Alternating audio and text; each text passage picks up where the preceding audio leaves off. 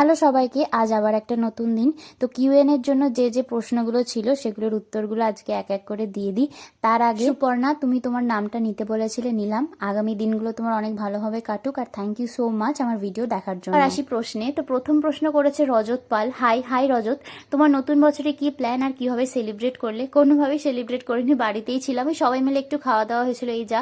আর নতুন করে প্ল্যান বলতে সেরকম কিছু নয়, যেগুলো অ্যাচিভ করতে পারিনি সেগুলো যেন করতে পারি, অ্যাটলিস্ট যেন চেষ্টা করতে পারি, পড়াশোনাটা যেন ঠিকঠাকভাবে করতে পারি, নিজের চ্যানেলটাকে যেন ভালো করে গ্রো করতে পারি, সারা বছর যেন ব্যায়াম করতে পারি, খাওয়া দাওয়াটা যেন মেনটেন করতে পারি, ব্যাস এইটুকু। Next question, all about life করেছে, তোমার হবি কি? ওয়ার্কআউট করা হচ্ছে আমার কাছে হবি অ্যান্ড প্যাশন বোথ। এছাড়াও ছবি আঁকতে, আলপনা আঁকতে আমার খুব ভালো লাগে।